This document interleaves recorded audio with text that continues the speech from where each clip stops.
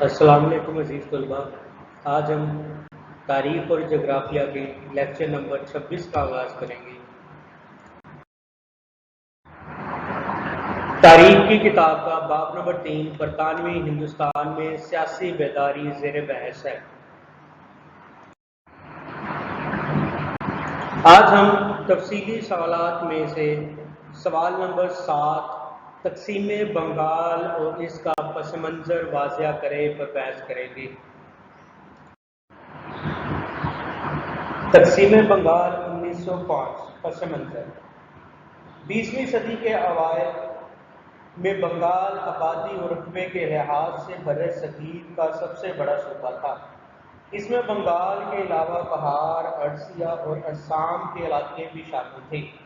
اس کے باوجود اسے مدراس و ممبئی کی طرح مکمل صوبے کے درجے کے اختیارات حاصل نہ تھے۔ کئی حکام نے مختلف مواقع پر اس کا رقبہ کم کرنے کی سفارش کی، چنانچہ 1874 میں آسام کے 3 اضلاع یعنی سلہٹ، گولپارہ اور کچار کو بنگال سے علیحدہ کر دیا گیا،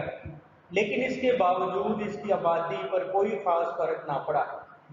1892 میں چٹاگانگ کے کمشنر نے مشرقی بنگال کا علیحدہ صوبہ بنانے کی تجویز پیش کی، لیکن اس پر عمل نہ ہو سکا۔ 1899 میں وائسرائے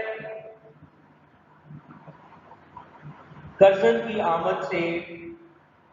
یہ مسئلہ ایک مرتبہ پھر اہمیت اختیار کر گیا۔ کرزن انتظامی معاملات کو بہتر کرنا چاہتا تھا۔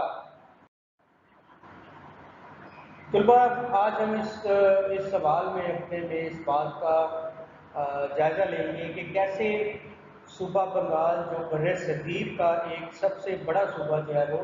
شمار کیا جاتا تھا، اس کو ایک الگ صوبہ یا بر صغیر سے جو ہے وہ اس کی تقسیم کا سلسلہ کیسے شروع ہوا۔ یہ ایک بہت ہی بڑا جو ہے وہ صوبہ تھا، اور اس صوبے میں جو ہے وہ دوسرے چھوٹے جو ہے علاقے جس میں جو ہے وہ بہار، اڈیشہ اور آسام کے علاقے بھی جو ہے وہ شمار جو ہے وہ ہوا کرتے تھے۔ اتنا بڑا صوبہ ہونے کے باوجود جو ہے وہ اسے ممبئی کے صوبے کے درجے کے اختیارات نہیں ملتے، مطلب اس صوبے کے پاس جو ہے وہ اتنے خاص کوئی اختیارات نہیں تھے، اور کئی جگہ پر جو ہے وہ کئی لوگوں نے جو ہے وہ اس کے رقبے کو جو ہے وہ کم کرنے کی سفارش کی۔ تو اسی سلسلے میں جو ہے وہ 1874 میں آسام کے 3 اضلاع یعنی سلٹ، گولپارہ اور کچال کو بنگال سے علیحدہ کر دیا گیا، لیکن وہ صوبہ اتنا بڑا تھا کہ اس کو ان علاقوں کو علیحدہ کرنے کے باوجود بھی جو ہے وہ اس صوبے کی آبادی پر جو ہے وہ کوئی خاص فرق نہیں پڑا۔ تو پھر اسی طرح جو ہے وہ 1892 میں جو ہے وہ جو کہ چٹاگانگ جو بنگلہ دیش آج کے بنگلہ دیش کا جو ہے وہ دارالخلافہ بھی جو ہے وہ کہلاتا ہے، تو اس وقت کے جو چٹاگانگ کے کمشنر تھے انہوں نے سوچا کہ بنگال کا ایک الگ جو ہے وہ صوبہ بنایا جائے، اور انہوں نے اس کی جو ہے وہ تجویز کی جو ہے وہ پیش کی، لیکن اس پر جو ہے وہ کوئی خاص جو ہے وہ عمل جو ہے وہ نہ ہو سکا۔ لیکن 1892 کے بعد پھر 7 سالوں کے بعد 1899 میں وائسرائے کرزن نے جو ہے وہ اس پر جو ہے وہ دوبارہ بحث کرنے کا سوچا، اور کیونکہ وہ جو ہے وہ بنگال صوبہ بنگال کے معاملات کو بہتر کرنا چاہتا ہے۔ 1901 میں یہ اڑیا زبان بولنے والے لوگوں کو جو بنگال سینٹرل صوبہ جات اور مدراس میں تقسیم تھا، ایک انتظامیہ کے تحت اکٹھا کرنے کی سفارش کی گئی۔ تجویز مختلف محکموں سے ہوتی ہوئی جب کرزن کے پاس پہنچی تو اس نے بہار کے الحاق کے بعد متفقہ صوبوں کی حدود پر دوبارہ غور کرنے کا حکم دیا، چنانچہ 1930 میں بہار سینٹرل صوبہ جات اور اڑیا بولنے والوں کو اڈیشہ میں شامل کر کے بنگال کو 2 حصوں میں تقسیم کرنے کا فیصلہ کیا گیا۔ کانگریس نے اس کی سخت مخالفت کی۔ کرزن نے مشرقی اضلاع کہ لوگوں کو تقسیم کے فوائد سے آگاہ کرنے کے لیے ان علاقوں کا دورہ کیا۔ چنانچہ 1905 میں بنگال کو 2 حصوں میں تقسیم کر دیا گیا۔ مشرقی بنگال میں مسلمانوں اور مغربی بنگال میں ہندوؤں کو اکثریت حاصل تھی۔ تو اس سوال کے جو دوسرا پیرا ہے وہ ہم نے اس پیج سے پڑھا ہے، اس میں ہمیں اس بات کا بتایا جاتا ہے کہ کیسے 1901 میں جب وہ اڑیا بولنے والوں کو جو صوبہ بنگال تھا، جو سینٹرل بنگال جات تھا، صوبہ جات تھا، اور مدارس میں جب وہ تقسیم تھا، ان دونوں کو اکٹھا کرنے کی جو ہے وہ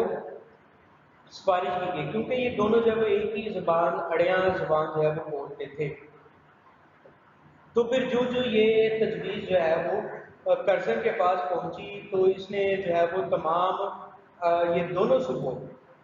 صوبوں جس میں بنگال میں جو ہے وہ سینٹرل جو بنگال سینٹرل صوبہ جات اور مدراس، جو یہ دونوں جو ہے وہ چھوٹے صوبے تھے، ان کی حدود کو جو ہے وہ دوبارہ ان کی حدود کو جو ہے وہ ایک کرنے پر جو ہے وہ اس نے غور کرنے کا حکم دیا تھا۔ تو اسی طرح پھر 1903 میں جو ہے وہ بہار سینٹرل صوبہ جات اور اڑیا بولنے والوں کو اڑسیہ میں شامل کر کے بنگال کو 2 حصوں میں تقسیم کرنے کا فیصلہ کر دیا گیا۔ پہلے چونکہ یہ دونوں ایک تھے تو زبانیں بھی ان کی ایک تھی، لیکن بعد میں جب اس پہ غور و فکر کر کے ان دونوں کو جو ہے وہ 2 حصوں میں جو ہے وہ تقسیم کر دیا گیا۔ چونکہ کانگریس کی جماعت جو ہے وہ اس کے سخت خلاف تھی، تو کرزن نے مشرقی اضلاع کے جتنے بھی لوگ تھے ان کو تقسیم کے فوائد بتائے، سے آگاہ کیا کہ اگر آپ کے علاقوں کو جو ہے وہ تقسیم کر دیا جائے تو اس سے آپ کو کیا کیا جو ہے وہ فائدے ہو سکتے ہیں۔ تو چنانچہ 1905 میں اس طرح جو ہے وہ بنگال کو 2 حصوں میں تقسیم کر دیا گیا، جس میں ایک حصہ جو ہے وہ مشرقی بنگال کے نام سے جانا جاتا ہے، جو آج بنگلہ دیش کے نام سے مشہور ہے، اور جس میں مسلمانوں کی اکثریت تھی، مطلب اس میں زیادہ مسلمان تھے۔ اور اسی طرح ایک مغربی بنگال جس میں ہندوؤں کی زیادہ اکثریت تھی، اور یہ مغربی بنگال جو ہے وہ آج ہندوستان میں جو ہے وہ مغربی بنگال کے نام سے جانا جاتا ہے۔ تو اسٹوڈنٹس، آج کا یہ سوال تھا تقسیم بنگال اور اس کا پس منظر۔ آج کے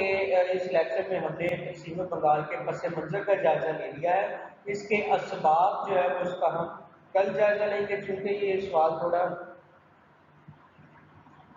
لینتھی تھا، تھوڑا لمبا تھا، تو میں نے اس کو 2 حصوں میں جب تقسیم کر دیا، جس کے ایک حصے کا جائزہ آج ہم نے لیا ہے اور ایک حصے کا جائزہ جو ہے وہ کل لیا جائے گا۔